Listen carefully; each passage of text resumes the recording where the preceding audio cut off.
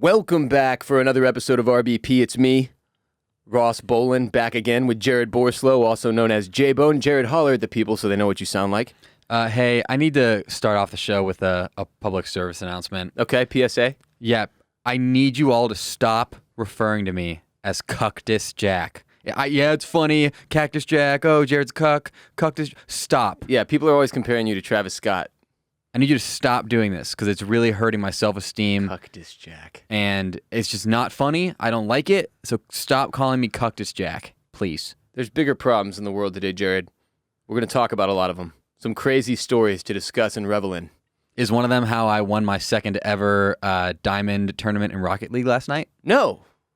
But is that actually a thing that happened? Oh yeah, I 2 minutes in to overtime in the third game of the championships. It's best of 3. It's a video game. I scored a goal, and my team won. In a video game. My team's name was J-Bone. It was huge. It was a video game. Video game team. Now this is real life stuff we're about to talk about today, right? Sure, some of it. Okay. The humans are at it again. We are really back in full force. The pandemic is over. I told y'all music was back. That festivals are back. I bought tickets this morning to see Rod Wave, one of my current favorite artists, in Austin at the end of August. It's Stubbs, one of my favorite venues in the city that I haven't been to in years, in fact. I'm very excited.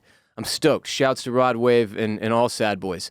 It turns out, Jared, raves are back as well. Okay.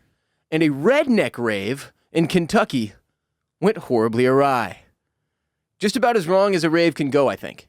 Without literally like every single attendee dying. I mean, redneck and rave together, like you have two crazy, amazing like concepts battling it out. But conflicting cultural concepts, you would think. I I didn't would. know the rednecks embraced the rave, but in a post-pandy world, maybe these are two things that can coexist. It turns out they can't. Now, are the party drugs that rednecks are using at a rave like rave party drugs or redneck party drugs? Prepare to find out. Okay.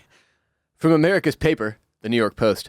A redneck rave in Kentucky got rowdy with reports of a man's throat slit, a woman choked in a fight over a blanket, and a man impaled on a branch. What does that mean? We will get to that as well. 48 people were charged, 14 arrested, and others were injured in a list of bizarre accidents at a 5-day festival in Mammoth Cave, billed as, quote, the biggest country event you'll ever go to, end quote, according to WKNY. 5 days is too many days for a redneck rave. Raves are meant to be one-night events typically. Stretching into a multi-night event is just asking for people to get impaled by branches and choked over blankets and their throats slit, frankly, because, you know, psychosis sets in at some point when you're just ingesting MDMA and not sleeping, and I can only assume listening to, like, the techno version of hit Tim McGraw songs. The only techno country song I know is Cotton Eye Joe. Is that what they're listening to on repeat? You think it's just Cotton Eye Joe over and over, and then that's why everyone loses their minds and ends up committing felonies? Because that would drive me to commit a felony. One round through of Cotton Eye Joe is almost enough to drive a man insane. Yeah. Where did you come from? Where did you go? Where did you come from, Cotton Eye Joe? Who the fuck wrote that song? What a dick. And why are they playing it at roller rinks so often? Why is that the number one place that Cotton Eye Joe gets played? So I saw somewhere, I think it was TikTok, that there's actually like a hidden meaning behind the song Cotton Eye Joe. Please tell me it's not like super racist or something. It's not, but sadly, I don't remember what it's about. It can't be good that there was a hidden meaning. The hidden meaning wasn't like, bring world peace. Nobody's ever written that song with a fucking hitting. That's just up front. Maybe Cotton Eye Joe is an STD, if I'm remembering correctly. Where did you come from? Where did you go? That would make sense. You wake up with the STD. Where did you come from? One day it's gone. Where did you go? Maybe it was about the herp. That comes and goes. I bet you there's a lot of herpes transmitted at the Redneck Rave. There probably was. I'll continue with the New York Post here. In one of the strangest incidents of the music-themed rave was a man whose throat was slit by a, quote, friend. Yeah, me and my homies are always just slitting each other's throats. Hey, how much methamphetamine-based ecstasy do you have to take before you start slitting your friends' throats? Too many, 3 hits, I think, before you get to cutting throats. Dude, what? at a music festival? Somebody cut somebody else's fucking throat? Maybe it was like a joke. Like he had, I feel like Redneck's, yeah. And then the beat dropped and he just went, just like by accident. Oh my God, though. This is a horrible. Can you imagine being at this festival and, they're doing, what's one of Tim McGraw's best songs? Let's just Google. Red Solo Cup? Tim McGraw. That is, what the fuck is wrong with you? That's insulting to Tim McGraw. Take that back. That's not a funny joke. That's not a funny joke, Jared. I don't know any songs by Tim McGraw. Damn it, Jared. Oh, shit. My next 30 years. You're listening to my next 30 years will be the best years of my life. You've heard that song. You're listening to the rave version of that, which I can only assume is super intense. And then the beat drops and you accidentally slit your boy's throat. It's just tale as old as time. Are we talking like slit the windpipe, did he hit the jugular, or did he saw it clean off like a terrorist? I don't know. Let's find out. God, this just gets worse and worse and worse. The Lexington Herald-Leader reported on Tuesday that the questionable pal is still at large. I don't think that's a good enough term for him. He slit his friend's throat. Questionable pal? Wait, how is he? A questionable pal is somebody who, pours a drink without asking or something. That's questionable behavior. Slitting your boy's throat, you're falling out of the pal category. I'm not your pal, guy. Now, is he on the run forever? Because they know who he is. It's this guy's friend. I'm not your buddy, pal. I really don't know. I've never understood committing heinous crimes and then bouncing. Because I deal with too much anxiety on a day-to-day to possibly live that life, I'm going straight to the police station. I'd much rather be in the comfort of the cell knowing what's going to happen to me than out on the run, in the woods or wherever. Where do you even fucking motels? Nah, I'm not sitting in a hotel room. There's no good stories in there. Do you wait out the statute of limitations? Is that his plan? I don't know what these people... I think they plan on crossing a border one way or the other, but can you even do that in 2021? I thought all the borders were locked down. None of us were allowed to go anywhere anymore. My brother's actually going to France next week. Français? Mm-hmm. Parlez-vous français? I don't. He doesn't either. My mom does. Really? Yeah, I think she took French for several years. I have a degree in Spanish. Or she did. I don't know. She's in her 60s now. I don't know if she still speaks it. That was college. She spoke it when I was younger. Let me put it that way. I have a Spanish degree. Also plays the piano, my mom. And I have a Spanish degree. Two things I can't do. Jared has a Spanish degree. You play an instrument? I have played many. I currently own a 12-string guitar, a 6-string guitar. Okay. Are you good at any instrument? Yes. Which one? Well, fingerstyle guitar, I've been known to dabble.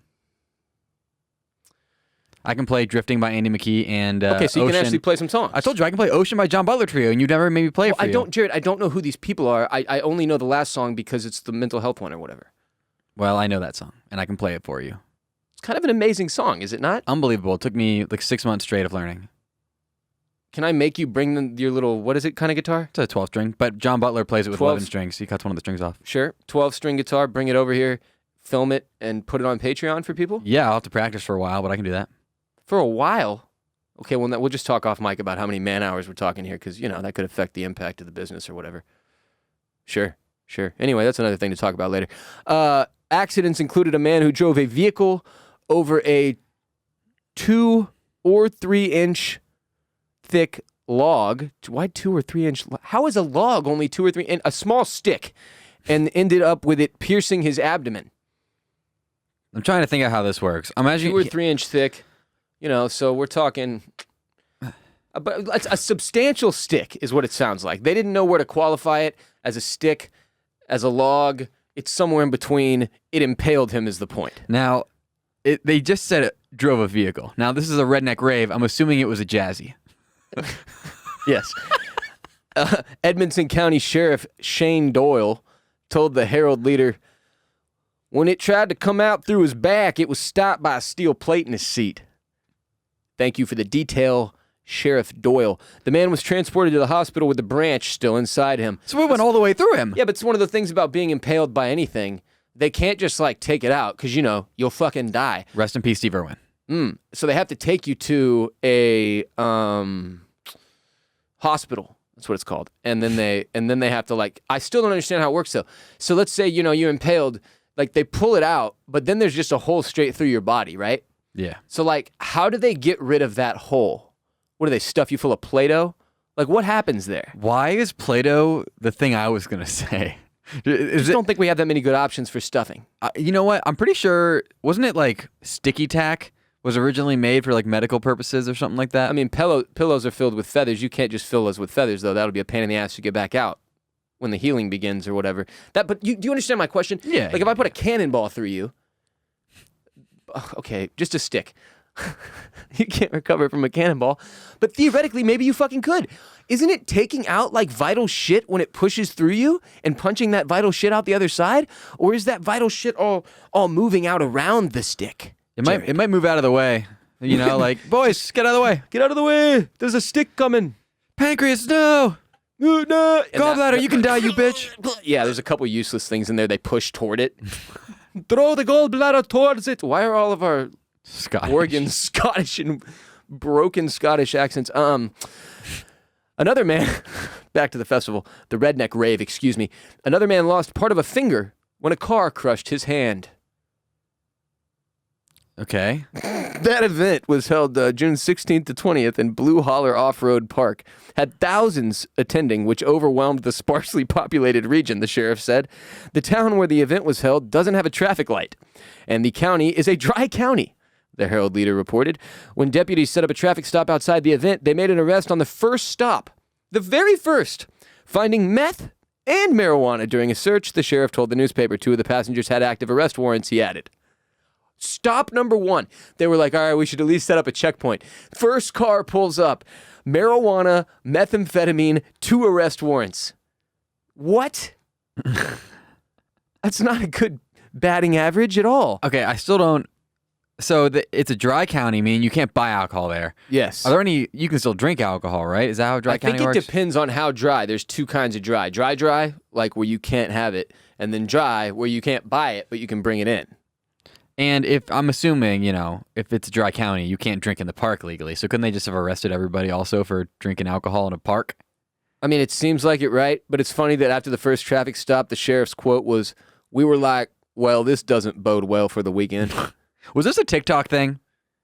Was this organized on TikTok? It has all the makings of organized on TikTok. You think the rednecks organized a rave on TikTok? Have you seen photos of the people from this fucking event, Jared? There's a woman in one of the photos from the event holding a cardboard sign. Written on the sign says, "Take a shot of my breast milk." Would you? Yes. If I was at a redneck rave? Oh yeah, dude. I'm taking a shot of that breast milk. You made my day. What the fuck was that a reference to? Can't tell you. Called a white redneck, right? It's from Chappelle's show. Oh, okay. Yeah. There were 6 felony charges in total. 30 of the charges were on drugs and alcohol. 63 traffic citations were also issued. A Facebook post on the group's page called the event a success. Another Redneck Rave is scheduled in October, according to the Post. Redneck Rave, man. That's where we're at in 2021. They're out there getting it, slitting throats. Just one woman got choked out over a blanket. In all seriousness, though, like if you're in some kind of I can only assume is worse than Firefest scenario called a Redneck Rave, you've got to do what you got to do for a blanket. I'll Wayne Brady a bitch for a blanket at that point. We actually did something kind of like this in college. We rented out. You guys choked out a woman for a blanket? No. Okay, good. Something similar to the Redneck Rave, though. Thank God. We rented out the large, like kind of courtyard area of this trailer park that's like an hour and a half north of Madison. Yeah. And me and my fraternity and 2 other fraternities banded together, and we did this, right? And then one of the kids cracked his head open and an ambulance came, and then all of us almost got kicked off campus. Ah, damn. Sad ending to that story. Now, that kid's fine.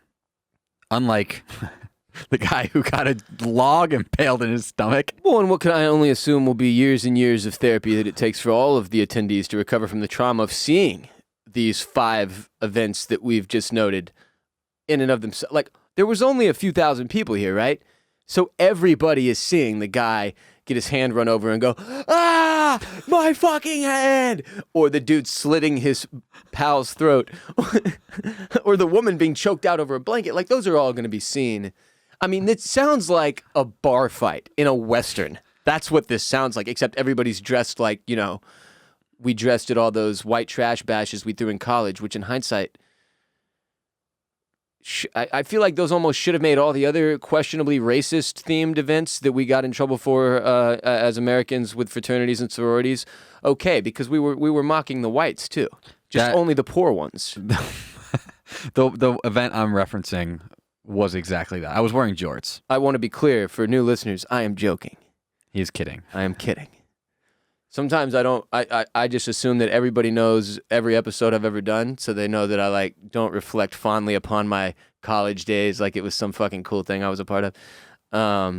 Although they were fun, it was also just a goddamn mess and in a very questionable organization. Mm-hmm. And by that I mean not just the fraternity, but the entire school.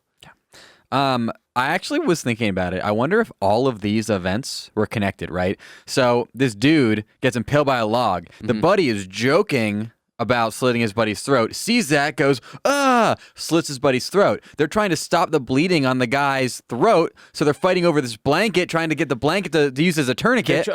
She was taking a nap. No. He was taking a nap.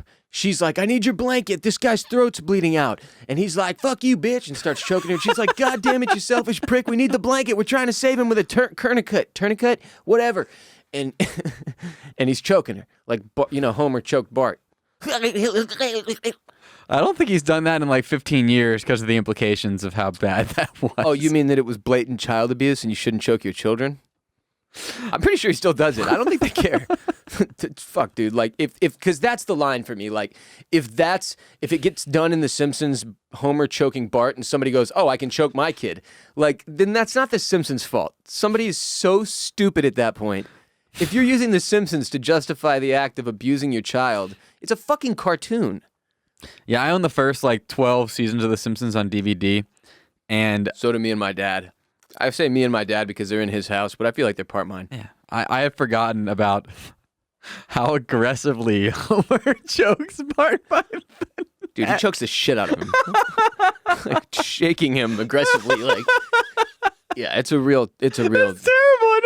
I never thought about it through the new lens. He chokes him like a chicken. He does. Yeah.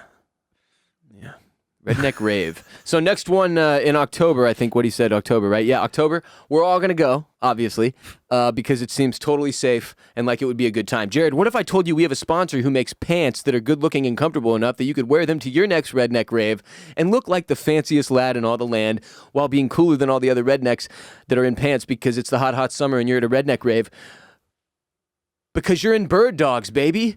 And then you can jump straight to the pool wearing those same pants because they'll dry faster than a bathing suit. Birddogs. Swim pants. Making the most comfortable shorts in the world, which you can go swimming in or hit a workout in or go running in, go for a walk in the neighborhood. They also make pants for golf, for life, for love, for swimming in, because Jared and I are swimming in pants all summer, apparently. We've been making this joke for weeks now, and we can't walk away from it. So at some point, if someone could invite us to a pool so that we could swim in it with each other in our Birddogs pants, that would be much appreciated. We appreciate you. And what's more, Jared, do you remember when you were a little kid and you'd go to a fast food restaurant and get a toy with your meal?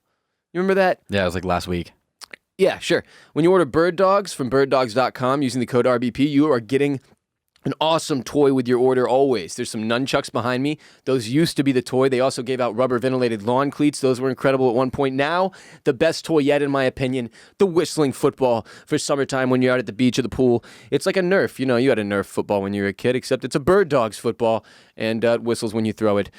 Not when Jared and I throw it back and forth because we're 2 feet from each other, but, if you were letting it air out like fucking Brett Favre, then it would whistle. Just like that. Go to birddogs.com. Use the code RBP to support the podcast. Free whistling football with your order because you listened into RBP. It's not how that sentence was supposed to go. But you are wearing the most comfortable pants or shorts in the world with built-in underwear. And they have without built-in underwear if you don't want to be a wheel breaker. Birddogs.com. Code RBP. Free whistling football, baby. Birddogs.com. Code RBP. Next segment.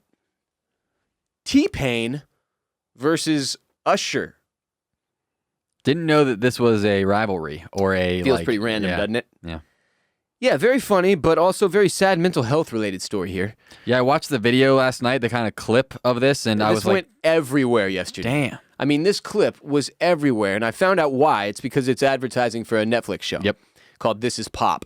In one of the interviews, T-Pain is the subject, and it is revealed that he fell into a 4-year depression after Usher, you know Usher, Got It Bad, made a comment about T-Pain's use of autotune. And this clip has been everywhere, as I was saying. People are roasting the shit out of Usher, and here's why. T-Pain recalled in this clip that Usher and he were friends before this comment was made, and they were on a flight in 2013. They're on a plane together, and he's taking a nap. He's asleep. It's the first part that's extremely disrespectful. You don't wake a napping or sleeping man. Who are you? Not only that, he's woken by the stewardess on the plane or whatever, and what are they called now? Flight attendants. And the flight attendant says, oh, sorry, Usher needs to see you in the back of the plane. So Usher sent someone up to wake T-Pain and send him back to him like he's the fucking godfather of R&B, which is insane. T-Pain goes to the back of the plane. At this point, as he puts it, he and Usher are kind of boys. Like, they have a comfortable, friendly relationship, at the very least. He called him a friend. Now, so I don't know how far that extends. He could have been a close friend for all I know. But Usher told him, I'm going to tell you something, man. You kind of fucked up music. Yeah, you can't say that to a musician. And that T-Pain kind of chuckled like, what? And he was like, nah, man, you really fucked up music for real singers. Usher said that to T-Pain. And obviously there was a lot of controversy around the use of autotune. But, like, have you ever heard T-Pain sing without autotune? I think he's a better singer than Usher. He's insanely talented. And every damn artist in the world uses autotune now, man. Half these rappers use it. Kanye made an entire album with it. Remember 808s and Heartbreak? You ever heard of that? I think Usher was pissed because T-Pain was a better songwriter and singer than he was. And he enabled other artists to find a tool that gave them the ability to make more music, which frankly put Usher in a tough spot because he was on the back end of his career and hasn't done dick since. What is the last song Usher did? The only one I know is... Was like one of the last ones? Yeah, Shawty, I don't mind. I mean, there was a couple other ones, but like, dude, he hasn't been hot in a while. And Usher had a great run, no disrespect. But like, you don't fucking say shit like this to people, bruv. You got to be careful what you say to people, man. Especially if that shit isn't fair. You'll fuck them up. Usher is a hater. Plain and simple. Usher robbed us of years of T-Pain hits, man. Half the Gen Z rappers use autotune on every single damn song. Future, the rapper, formerly dating and has a child with Sierra, who's now married to Seahawks quarterback Russell Wilson, Future had an auto-tune installed in his actual voice box in his throat. That's I might go buy an auto-tuner and make every episode of this podcast moving forward with it just to spite Usher because he's such a dick here. You know that I know like not that much about music, and you could like convince me Future actually had a auto-tuner in his throat. Is that true? This is a quote from T-Pain related to the incident. That is the very moment, and I didn't even realize it for a long time, but that's the very moment that started a 4-year depression for me. And I just want to relate that to you. Having experienced depression in bits, in like waves, basically, as a result of the weaning off of this medication, and it's a fucking nightmare. A 4-year depression, that's like a lifetime. It feels like a lifetime. Like every day is a slog, bro. It's like, it's a slog? Is that what I mean to say? Schlog? I think it's just slog. Slog. I like schlog. Run with schlog. Schlog sounds like a mix of schlong and hog. That dude's got a schlog. You hear Jared's hung like a schlog? Yeah, that's Jared's got a schlog for sure, though. Hashtag Jared has a schlog on Twitter, please. Excuse me. Back to the story. Yeah, anyway. To pretend that this man invented this thing is stupid. Was he the first artist to successfully use it to make us all happy with great hits and fall in love with a stripper? Yes. Is Usher a hater? Yes. And should T-Pain bear any responsibility for the overuse of autotune? Absolutely not. I loved the Jay-Z song Death of Autotune, DOA. I played it over and over and over. I loved the music video in particular. Not because I hated autotune. I just liked the song. I thought Jay-Z was a hater too. I was like, what the fuck? Why do you care, bro? Why do you care what other people are using? Like, if you're so good, then you shouldn't care. If you have the pure talent and you don't like that people are using this thing to like, fine, then crush them with pure talent. Like, don't bitch and moan like an impotent jerk in the back of the plane, calling people back like you're the fucking Godfather. You know, I haven't jammed Usher in a while, but if I was still jamming him, I would definitely question that at this point. In a related story, Jared, in a music-related story, it reminds me of this historic Twitter rant that Tyler, the Creator, went on at one point. Several years back. Let me pull up the tweet so that I'm not misquoting the dates here, or it won't let me, and that would be unfortunate. But essentially, here's the story.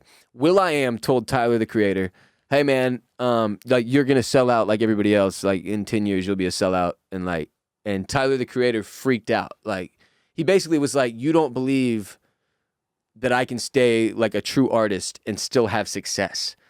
And he said that he was like, fuck you. I'm going to do the exact opposite of what you were saying I'm going to do just to spite you and show you that you can have success. And then he did that exact thing. He went and won a Grammy off of one of more like, I mean, his original group was called Odd Future, one of the more odd hip-hop albums you'll ever hear.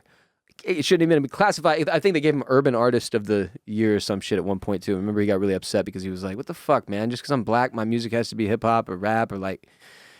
It really isn't that. Like, the whole album is just different genres. All different genres. Like, he does all kinds of different songs in that thing. I think Will.i.am might be the biggest sellout of all time. Think about all of his hits. You think those are, like, what he's passionate about? One of them is literally a bar mitzvah song. I don't think Will.i.am is Jewish. I've got a feeling ruined a whole year of my life, Jared. Will.i.am is one of my least favorite people walking the earth. Before I heard this story, that he shit on Tyler, like one of the more creative people that we've seen spring forth in music in the past 20 years. Dude, he should have beat that little man's ass right there. He should have taken off his stupid fucking hat that he was definitely wearing and smacked him across the face with it. Yeah, I think if you want some more Will.i.am hate fuel, go to YouTube and look up. He played at the Wisconsin held like a pep rally at the Rose Bowl, and Will.i.am played at it, and he forgot the words to his own song, and it's just like na na na na na.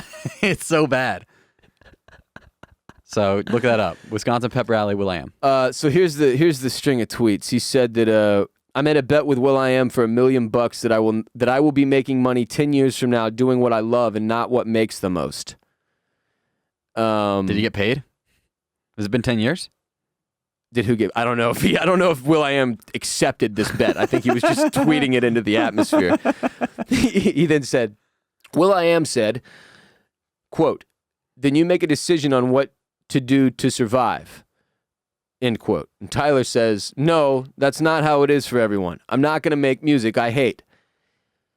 He's so talented, Tyler referring to Will.i.am. Will.i.am is so talented, but he's making butt shit to make bread. Use the creativity for something tight, man. I should have brought up the fact he tried to sue Pharrell on some fuck-ass shit, but I was so mad he indirectly said I was going to sell out. I can't believe this dude was plotting on my fucking downfall because he makes shit he hates and doesn't like himself. Will.i.am is a mark. This dude really walked up to me telling me about myself 10 years from now. Dude, fuck you. Now I'm going to go out of my way to prove you wrong. And I remember watching Tyler, the Creator, tweet for years. And I was like, this motherfucker's unhinged, outside of his goddamn mind. And that was not it at all. He just didn't give a fuck what anybody thought. He was going to use that platform to get his creative energy out, and it worked. Like, it brought me into his world because of the way he marketed himself was so different than anybody else I had ever seen. And it's something that I brought up to you as like an inspiration for the way we should look at marketing when we do shit for our stuff, because I want it to look and feel different than other people's, right? And there's very few people who have succeeded on that level with marketing and music like Tyler has. And just being able to differentiate and still do whatever you want and not follow mainstream trends and create Grammy-winning work, and it's also incredibly enjoyable mainstream work, is the dream that Will.i.am will never know the feeling of. Because instead he's saying, I've got a feeling, and the feeling was that he should beat his own ass. I cannot tell you how much I fucking hated that song. If you've never heard me tell the story, I lived above a bar for 2 years, man. And every night at about 9 p.m., the song would come up through the floorboards of my bedroom.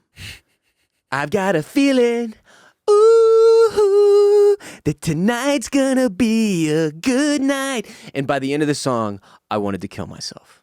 Every single time. What did you expect? It didn't feel like it was gonna be a good night anymore, Jared. It felt like it was gonna be a fucking terrible night. Why would you live above a bar? I was an idiot. I had no idea. It was honestly one of the coolest places I've ever lived in my life. And I met some really dope people, some of whom are now dead. Rest in peace, Ollie. He was old. Not old like he should be dead, like older than me. He was in his 50s when I met him. He was one of the bar managers. I met all these interesting ass people is the point. It was really fun and enjoyable, but yeah, I drank too much and I had some dark moments in there for sure. What bar mostly because of Will.i.am. What bar did you live above? It was called Jay's Bistro at the time. Since then, it was turned into a place called Taxis, and I'm not sure if Taxis still exists. I hope it doesn't. Was that on the square? Oh, yeah. That's pretty cool, actually. It was cool. It was also terrible, but it was cool, but it was terrible. Now, if you're the kind of person who lives above a bar, you're in college. In college, what you're saying is, I never intend to sleep until 2 a.m. Yes. Any night of the week. Yes. Yes. And that most nights of the week, you're going down to have some drinks and play pool and probably darts and maybe black out and smoke cigarettes and hopefully have not too high of a bar tab. Did you have like a direct entry into the bar that was not like circumvented the bouncer? No, and if I did, I wouldn't have used it because it was way too much fun to walk up to the bouncer, dap him up, and just walk in without ever getting carded. Yeah. And anything that ever happened in this bar, like I knew everybody that worked there, man. The bouncer's name was Angel, and he was fucking huge. He was like 6'7", maybe 280. He was fucking gigantic. It was like, remember that dude? What was his name? One of the wrestlers that was huge. Big Show. Was it Big Show? You're looking at me like not answering me like I'm not here. What the fuck's going on with you? I don't know any wrestlers, dude. I'm not a wrestler guy. The dude who had the black leotard on and he was goddamn bigger than everybody else. That dude. Andre the Giant. No, but the guy that came after Andre the Giant. The Great Khali. No, but Andre the Giant works fine. He was like a Mexican Andre the Giant. And I saw him throw people out and it was hysterical. It was like one hand shirt, you're gone. Bye-bye. Ejected. You didn't see where he landed, you know. Is Bella about to puke? Don't do it, Bella. No, she's good. She's just looking at the microphone. That's a microphone, Checking Bella. stuff out. Bella and Bruce are in here with us recording. Oh, nope, she's doing it. I knew it. She's puking. Jared, we got another puke mid-episode. This is 3? I think so, yeah. Yeah, it'll be okay. We'll leave it. Back to my story. So I knew everybody in the bar that worked at the bar, and I knew the bouncer, a huge dude. I knew one of the bartenders was a good friend of mine. His name was George. He's still down there. He has some ownership in some of the bars now, I believe. Bella, don't eat that. Back to your bed. Back to your bed, Bella. Back to your Bella, bed. Get away. Get away, Bella. Get away from it, Bella. Talk to her like you normally do, Jared. And Bella. like at one point, as an example, I was sitting at a table and this dude sat down next to my girlfriend at the time, and he started like really obnoxiously hitting on her, and he was super shit-faced. And I got up and was like, dude, get the fuck away from the table. What are you doing? And he was like, what are you doing? Get the fuck away from the table. And I was like, God damn it, I'm gonna have to punch this dude and go to jail. And I just went, George! And George came out. George is a big dude too, and like ran over from behind the bar, grabbed this dude by the shirt, and ejected him. It was fucking tight. Like I had some level of power in a bar, and then that was it. That was the last time I ever experienced what that You felt just like. yelled, George? George! He was 7 feet away behind the bar, but what did that have to do with anything? So yeah, living above the bar was fun. And fuck Will.i.am. Now it's time for insane headlines of the day. Here's your first one, Jared. Ex-MLB star Ben Zobrist's fraudulent pastor slept with his wife. Okay. I need to preface this by saying I have met Ben Zobrist and spoke with him for 10 minutes. Very nice guy. I have a photo with him, which I will make the featured image of this podcast. That's beautiful. Love that. Zobrist retired from a 14-season Major League Baseball career in March of 2020, okay? Back during 2020 during the pandemic. He learned that his wife was having an affair with their pastor. Now, that's bad enough on the surface level. It gets much, much worse when you find out how intimately involved in Zobrist's life this pastor was. This same minister is now accused of defrauding Zobrist's charity, where he was employed. The 40-year-old ex-infielder is seeking $6 million in damages from this dude named Byron Yawn. the CEO of Forrest Crane & Co., a Nashville area business consulting firm. Yawn is a former pastor and an elder at Community Bible Church in Nashville, where he met Zobrist and his wife, Juliana. Zobrist, a two-time World Series winner, filed the lawsuit in May, the Peoria Journal-Star obtained a copy of the court documents last week, and that's where all this information is coming from. Yawn had begun talking. So again, Yawn is the name of the guy that was the pastor. He had been talking daily with Zobrist's wife, Juliana, through burner phones in 2018, and a sexual relationship between the two began a year later. Now, I need to jump in here with a personal anecdote with Ben Zobrist. So Ben Zobrist, you know how every baseball player has walk-up music? Yes. Ben Zobrist's wife, Juliana, referenced in this story, yes, is a Christian pop artist, and his walk-up song was a song by his wife. For I think the entirety of the time he was on the Tampa Bay Rays. So, complicated relationship. He took a 4-month leave from the Cubs in 2019 to address his marital problems with, this is important. After Robin Yawn, Pastor Yawn's wife, informed Zobrist about what she believed to be an emotional relationship between their spouses in May of 2019. So, at that point, the pastor's wife is concerned. She expresses concern. He decides 4-month leave, time to address the marriage, make sure everything's good. During that span, he loses $8 million in income, according to the lawsuit, okay? That's a lot. $8 million in income. I also have a question. Yeah. You guys had burner phones in 2018 and your sexual relationship didn't begin for a year? That doesn't seem accurate. Burner phones for a year and you went burner phone pre-sex? What the fuck? I will say him and his wife are both extremely religious. Makes so sense. maybe it took him a little longer to get the uglies bumping. I don't know.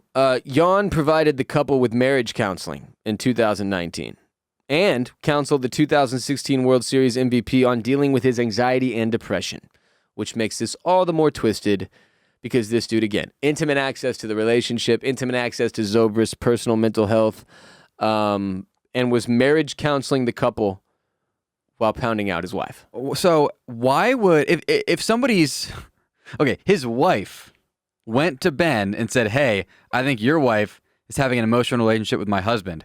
And so Ben said, oh, the best way to fix this is to have your husband counsel me and my wife's marriage? What is... Look, listen, man, I'll tell you, these religious situations like this can get really, really, really manipulative. It wasn't until June of 2020 when Zobrist learned that his wife had a sexual relationship with their minister. Juliana admitted that she lied to her husband about the nature of the affair in a written admission in the divorce proceedings. He filed for divorce in 2019. In May, she filed a counter-complaint in March of 2020. Both cases are still pending. They've been married 16 years, 3 kids, I believe. During the period when their marriage began to deteriorate, Zobrist was discussing his marital troubles with Byron Yawn, who encouraged him to give his wife some space. And according to text messages between the two, Juliana Zobrist had been speaking to divorce lawyers. So this dude snaked the shit out of this man, and now he's getting his dick suit off for $6 million. And I'm going to bet he gets a good chunk of that. Or this dude, whatever he's got, I don't know if he's going to have $6 million, but he's probably going to get whatever he can.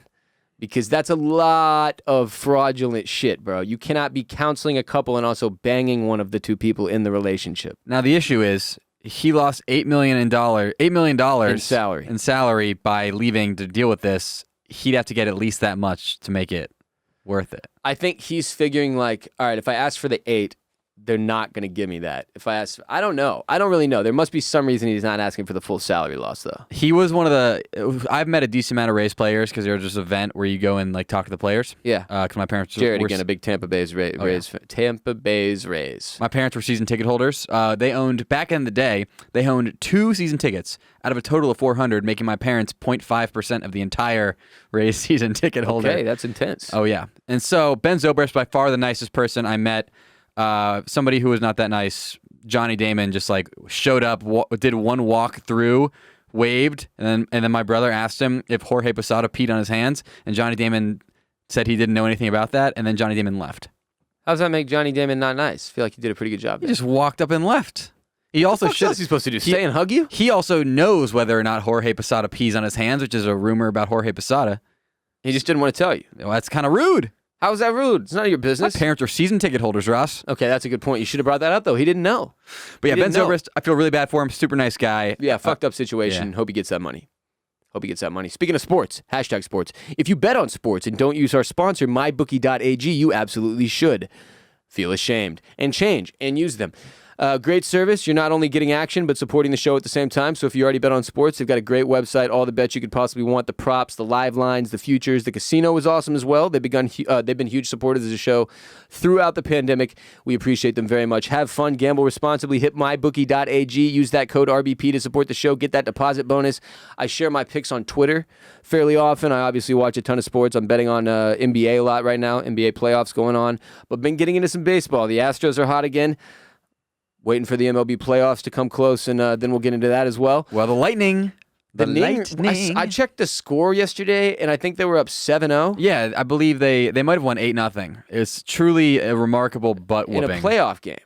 Yeah. And I think they were up substantially in the first period, if I'm not mistaken. They went 3 goals, and then it was 1 or 2 in the last period. Yeah, that's a beating. Braden Point is on an 8-game goal-scoring streak in the playoffs. Okay, that's insane. Unbelievable. NHL playoffs, ton of fun. Bet them as well at mybookie.ag. Use that code RBP, sign up, support the show, snatch that deposit bonus, and get your sports betting needs taken care of by MyBookie, our sponsor here on the Ross Bolen podcast. MyBookie.ag, code RBP when you sign up. Next insane headline of the day, Jared. Subway co-founder Fred DeLuca ruled the company like a demigod and pursued wives of franchisees. How one man sent the world's biggest fast food chain into a tailspin. So he did this... there's this insider piece, not he did. Kate Taylor, did an insider segment on Subway's founder, Fred DeLuca, and the relationship between Subway and this founder that's complicated now, that shows that they've been struggling with leadership for a very long time. This dude passed away in 2015, 6 years ago, age of 67. And apparently everything since with Subway has been a fucking disaster. His business and personal life was a mess, and it revealed everything as after the fact. It revealed that he cheated on his wife with multiple franchisees' wives. That's some Ray Kroc shit. He went full Ray Kroc, though. This is from the Insider thing.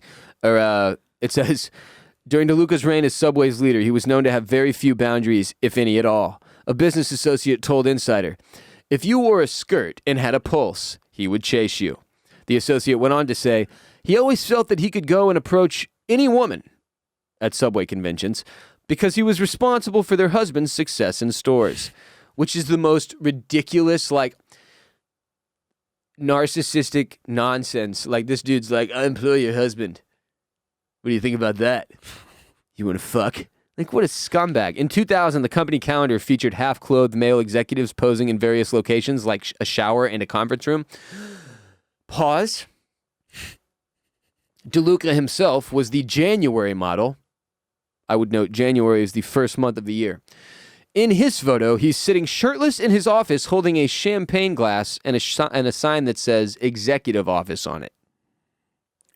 So who was this? Was this like, an impulse buy at a Subway? Just buy the Subway executive sexy calendar? Where do you sell this? It's the company calendar, Jared. I gotta question any company that has their employees featured half clothed in their company calendar, and it's just their executives, by the way, which makes it even more inappropriate. Especially when DeLuca makes himself January and takes off his shirt with a glass of champagne that says executive office on it. What's the implication there, Jared? Executive office. Everybody knows you're the fucking founder. DeLuca he left no plan for Succession. The show Succession on HBO is honestly based on this. After his passing in 2015, shortly after the chain's popular spokesman, Jared Fogle, who did damage to the Jareds worldwide, was arrested for distributing child pornography and traveling to have sex with minors. Wait, minors like in a coal mine? Yeah. Underage children. Oh, okay. DeLuca's sister, Suzanne Greco, served as CEO until she was forced out in 2018. One franchisee called her a, quote, pathetic poor copy of Fred. Nice. The board, led by Peter Buck and Elizabeth DeLuca, hired the current CEO, John Chidsey, in late 2019. Chidsey, a former CEO of Burger King, came out of retirement to take the position. He has since slashed over 500 corporate jobs and wrecked relationships with franchisees, much as he did when he was at Burger King, according to Insider. I had no idea that Subway had so much drama, but I definitely didn't know that their founder was a total psycho who was trying to bang all the franchisees' wives. Now, how do you, if you're this John Chidsey guy, how do you ruin a relationship with franchisees more than DeLuca, who's banging their wives? That's a really good question. Like, was he going over to their stores and taking a shit on the ground? Probably not even as bad. Also, a lot of people forget that Subway is the biggest fast food restaurant in the world. More locations. It was. Now I think that's what this part of this is about, how apparently Subway is a total mess. Like, it's just failing. It's horrible. It's Subway. Like, financially, it's a wreck. Well, it is the worst sub shop in the world. I mean, it's the worst anything shop in the world, dude. I'd rather have a pre-made sandwich from 7-Eleven than Subway. We make a lot of fun of Popeyes for not giving you the right order, but at least they give you good food no matter what it is. Subway's just in front of your eyes, making you garbage. They're like slopping it together. I just looked down at Bella's puke. Slopping it together right in front of your face. You have to watch it suck as it's being prepared before it sucks in front of you and you eat it. The best memes, though, are when people, customers of Subway, will take a picture of the Subway sandwich artist who's taking a picture of that person's sub because they're like, look at this shitty sub I'm making this person. And they're like, take a picture. Look how fucking bad I am at my job. Look, she wanted a spinach sandwich. I'm an idiot. Yeah. I haven't been to Subway in a really long time, man. It's so bad. It's not good. The Subway peaked at Happy Gilmore. That was it. The worst thing is, too, people will be like, oh, well, you need to get this. If I have to order one thing on the menu it to be palatable, I'm not going there. I'm sorry. You need to get this guy about, if you're talking Subway, just fuck right off. Are you serious? Are you serious? Sir, this is a Subway. Today's episode of RBP is also brought to you by Stamps.com. Are you still going to the post office? Still paying full price for postage? Yes. Well, thanks to Stamps.com, Jared, you don't have to anymore. Mail and ship anytime, anywhere, right from your computer. Send letters, ship packages, and pay less. A lot less with discounted rates from USPS, UPS, and more. Stamps.com saves businesses thousands of hours and tons of money every year. We've used them a ton, at Bolen Media. Stamps.com brings the services of the U.S. Postal Service and UPS right to your computer. A must-have for any business, whether you're a small office sending invoices or you have like a side hustle Etsy shop shipping out orders, or you're just navigating this hybrid work life. Stamps.com can handle it all with ease. No wonder over 1 million businesses choose Stamps.com for their mailing and shipping. Simply use your computer to print official U.S. postage 24/7 for any letter, any package, any class of mail, anywhere you want to send it, Jared. Once your mail is ready, just schedule a pickup or drop it off. It's that simple with Stamps.com. You get discounts up to 40% off post office rates, up to 60% off UPS shipping rates, not to mention Stamps.com is a fraction of the cost of these expensive postage meters. Stamps.com, it's a no-brainer. Saves you time, saves your money. No wonder nearly 1 million small businesses already use it. Stamps.com. Stop wasting time going to the post office. Use Stamps.com instead. There's no risk. And with the promo code RBP, you get a special offer. 4-week trial plus free postage and a digital scale. No long-term commitments or contracts. Just go to Stamps.com, click on the microphone at the top of the homepage and type in RBP. That's Stamps.com, promo code RBP, Stamps.com. Never go to the post office again. Next segment. Grab your light. This is Stop the Wikipedia when you're high. Stop the Wikipedia when you're high.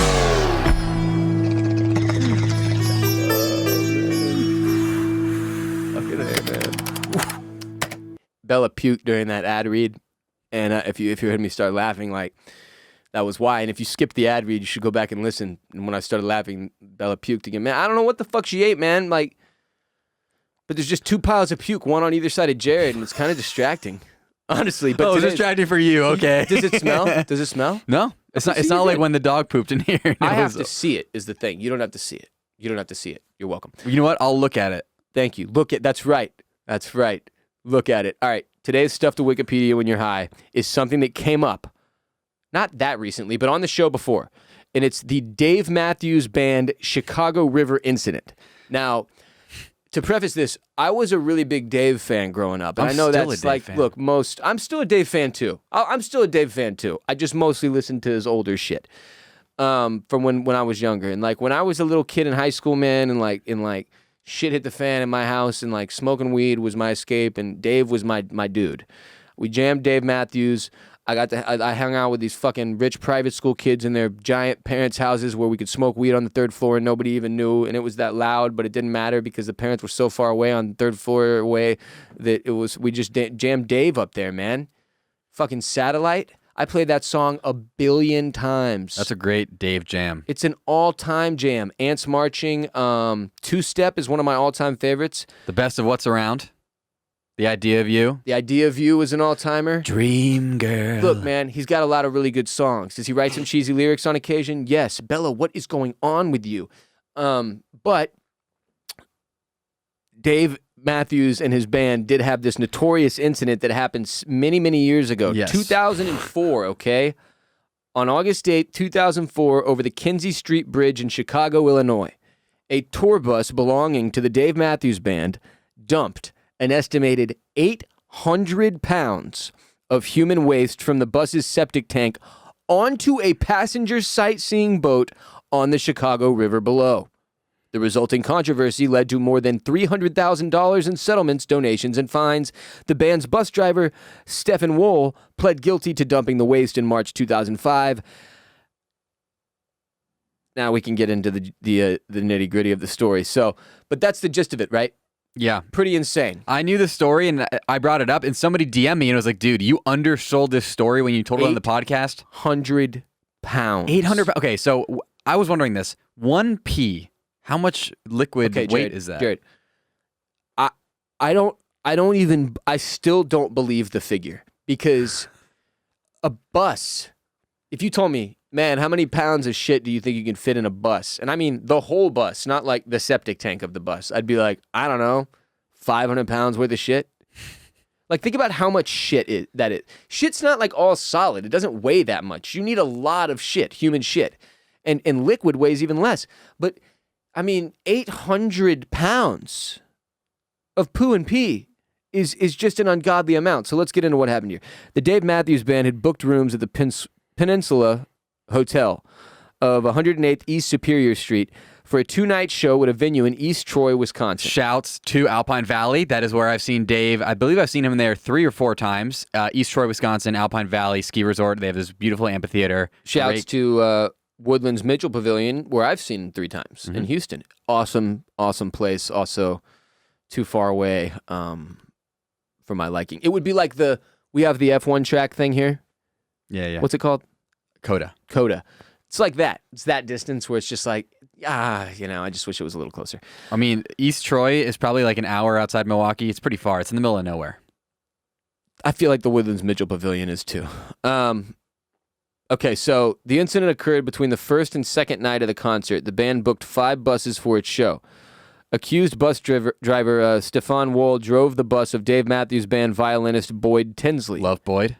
Is he still with us? Oh, yeah. Okay, good. Who passed away? Which one? The saxophonist. Oh, yeah. Rest in peace. During warm months, the Chicago Architecture Foundation offers a boat tour of the buildings alongside the Chicago River. This is funny because I've been on this tour. The boats have open roof seating where passengers sit for the duration of the tour.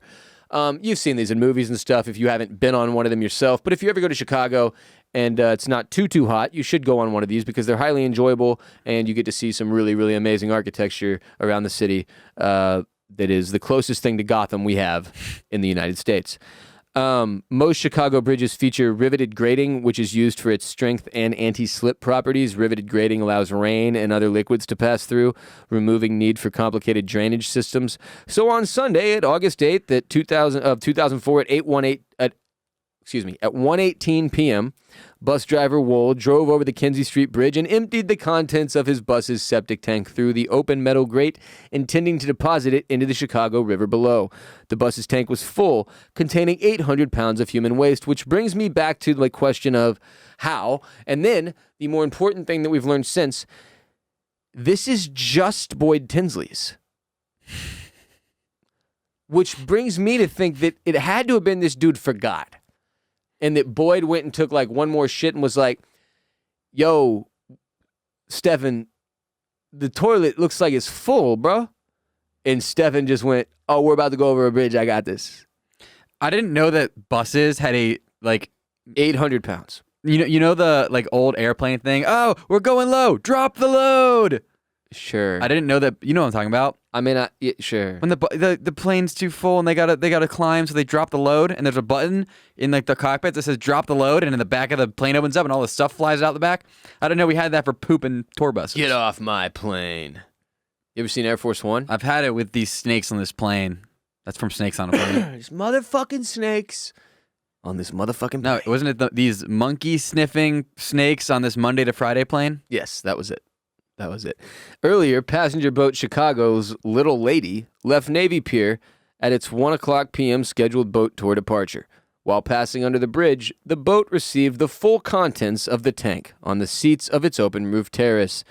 Roughly 2/3 of the 120 passengers aboard the tour boat were soaked in Boyd Tinsley's shit and piss.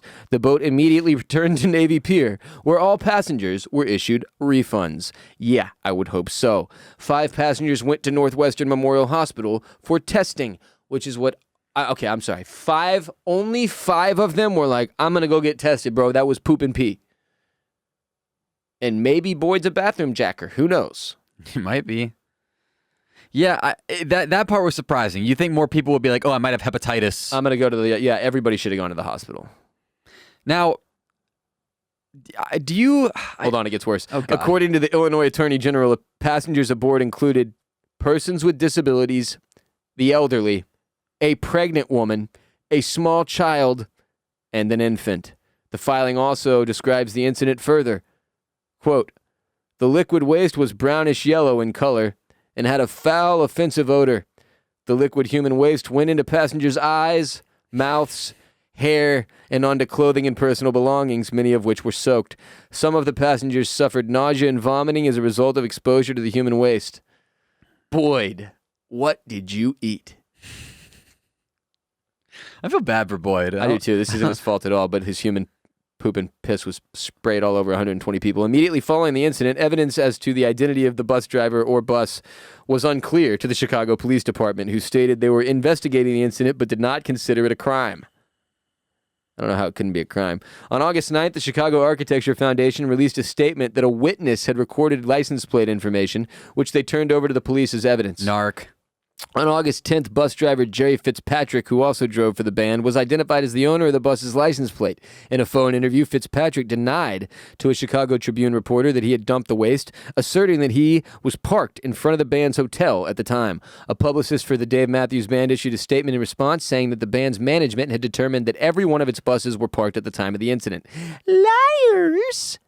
Fitzpatrick, who was in Effingham, Illinois at the time, instructed Sergeant Paul Gardner of the Effingham Police Department to inspect the bus's septic tank to prove that he could not have emptied it because it was, in fact, still full of waste. Nearly full. State prosecutors worked with a nearby fitness gym, the East Bank Club, to determine the offending bus based on the gym's security videotapes. This thing goes deep, Jared, all the way to the fucking top. On August 24th, Illinois Attorney General Lisa Madigan launched a $70,000 lawsuit against Wohl, alleging that he was responsible for the dumping. Wohl denied dumping the waste and was supported by the band. Little did they know, they had security footage. On August 25th, Mayor Richard M. Daley held a press conference in which he released the videotape used as evidence. At that time, Dave, Matthews, and all of the band felt stupid. Daley also expressed his belief that the dumping was, quote, absolutely unacceptable, end quote, but that he believed the Dave Matthews Band was, quote, a very good band, end quote. I agree with all of that. In March 2005, Wohl pleaded guilty to reckless conduct and discharging contaminants to cause water pollution. He was sentenced to 18 months of probation as well as 150 hours of community service, and he paid a $10,000 fine to Friends of the Chicago River, an environmental organization responsible for maintaining the river. And I have to say, he really got off scot-free there. So the Dave Matthews Band ended up donating an additional $50,000 to Friends of the Chicago River, as well as $50,000 to the Chicago Park District, and paid the state of Illinois $200,000 as a settlement. That makes it more sound to me. But Wohl's individual punishment is light as fuck, bro. Like, I did 3.5 years of probation, and I didn't dump any feces on anybody. Blippi piss or shit on his own friend's ass, and he's not in jail at all. He's the most famous and rich child entertainer in the world today. You do have a nice pair of shoes above you, though. What are those? Those are what are those? some fucking Yeezys, Jared. That's what they look like to me. They're nice. Yeah, people, when it comes to Dave Matthews, people don't like to talk about this very much. But you got to think they have like a sense of humor about it, right? Like they weren't like, hey, Wool, jump the poo. Like they're not responsible for what this rogue bus driver did. Okay, they should just start laughing about it. It's the Yeezy Boost 350 Moonrock. Ooh. Moonrock. Can I have That's the them? one I was looking for. I couldn't remember. No, you can't have them. No, I mean, no, this guy fucked up. He knew he was on a bridge. He knew the bridge had grading. He was trying to dump it into the river. You shouldn't dump Why would you do feces. that? Why would you dump it into the river even if He's there an was no asshole. boat there? Because he's an asshole. This guy's an asshole. You don't just dump poop and pee into a river and toilet paper. Not Boyd Tinsley's poop and pee, Jared. Certainly not. Unbelievable story. So the Dave Matthews Band additionally agreed to keep a log of when and where its buses empty their septic tanks. A log. No passengers suffered any long-lasting health effects from the exposure. My ass. They all have PTSD and you know it. Nobody can get shit or pissed on by Boyd Tinsley and not suffer the after effects. Nobody. Satellite. In my eyes, like a diamond in the sky.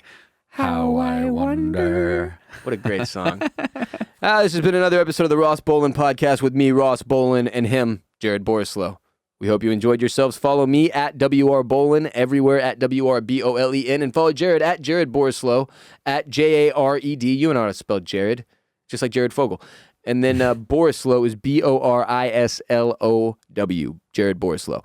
Follow RBP on social at the Ross Bolen Podcast on TikTok and Instagram, at Ross Bolen Pod on Twitter. Share our stuff when you see it and you like it. Retweet it, like it, share it, tag a friend, put it in your Instagram story, retalk it, Spit on it. Twitch on it. What is it? Stitch on it. Spit on it, bae. Support our sponsors. Support them. All of them. Stamps.com, promo code RBP. Birddogs.com, promo code RBP. And of course, what was the other one? MyBookie. Oh, yeah, MyBookie.ag, code RBP. For all three, it's that easy. MyBookie, Birddogs, Stamps.com, code RBP. Get on Patreon for ad-free Friday episodes. We've got another one dropping this Friday, ad-free and unhinged every Friday on patreon.com/Ross Bolen Podcast. Jared and I drop an additional episode full of great content, just like the Monday and Wednesday shows, except it's a little bit more unhinged, and there's no ads breaking up the show at all, and it's supported entirely by you. We do these episodes in hopes that you will go to patreon.com/Ross Bolen Podcast and support the show with a monthly pledge of $5 or more. Just $5, though, will get you into the RBP gang, where you get all the ad-free Friday episodes, as well as a monthly update on Bolen Media, which is coming out in the next week. I will add in column form. And you could join the Enforcer tier for $10 or more and get 6 columns total in the full month of each month, as well as 2 mental health minisodes, one of which is being released today on patreon.com/Ross Bolen Podcast, where I talk about several different great topics, all of which are mental health related, and about a 15-20 minute quick-hitting fun episode for you to enjoy on your commute at some point if you're already all caught up on all the other RBPs. You'll be getting 6 columns from now until the end of the month if you subscribe to Patreon right now. Don't believe us? Subscribe. Go right now, $5. Well, if you want the 6 columns in total, $10. Patreon.com/Ross Bolen Podcast. But just the $5 RBP gang tier will get you the ad-free Friday episode coming out on Friday as well. So we appreciate all of you who are already there. It means a lot. You're the backbone of everything that Jared and I get to do. You're the reason that we get to do what we get to do. I got to pay this man, pay me, keep the lights on, pay for all the equipment, make sure we keep growing and showing. So go to patreon.com/Ross Bolen Podcast today to ensure that we do, and support our sponsors when they're interesting and you like them. We try to bring out only sponsors that we love and personally use all of their products. So if you ever hear one that interests you, Jared and I vouch for them. If you ever have a question about one, DM us. We can try to help you out. Birthdays. Happy birthday to my first ever serious girlfriend, Tanya. Thank you for being an inspiration to so many. Also, happy birthday to Kim with a Y. Your mom is awesome. She's one of our biggest supporters. Have a great birthday, girl. Jared and I will be back Friday. Ad-free. Patreon.com/Ross Bolen Podcast. Jared, any other final phrases or parting gestures? Satellite. No, we're not just going to sing Satellite again, Jared. I know you want to, but that's not. We'll be back on Friday. We love you all. Crash into me. Crash into me. baby. Hey, did you know? Okay, this is a good closing anecdote. Did you know one time I had a youth pastor tell me, he said, he's up there preaching. He's like, you have to be real careful about what music you listen to. I'm going to play you a song. He plays Crash. You know, Dave Matthews. Crash into me. And at one point it sounds like that. That wasn't the chorus. That's that at was the when end. He breaks out into the end. And he played it and we were like, tight. That was Dave. Righteous. And he was like, that song is about sex. Premarital sex. And if you listen to that song and enjoy it, you're way more likely to have premarital sex and burn in hell. And I just remember being like, bro, I think it's just a song. Like, I don't really know why you got to make it all that. And I'm 13 years old. Now I'm going to look into the lyrics and see what they mean. And then I did, and I was like, damn, this is pretty sexual. And now that I'm older, I really know it's sexual. But he didn't have to do that. That was stupid. Doug, you should have thought harder about what you were doing there. It's the same shit with how they said, every day I show up to school and they said one thing, Ross, don't smoke cigarettes. And then they sent me home. Guess what I did the first chance I got? I smoked fucking cigarettes. What's wrong with y'all? It's like they told Will.i.am not to do that song. What'd he do? I got a feeling. Fucked up our whole lives, all of us. That dude caused COVID. They haven't looked into that shit yet. Wuhan is not to blame. It's Will.i.am. All right, we'll be back soon. Good tidings. Billy and the Bone Man, out.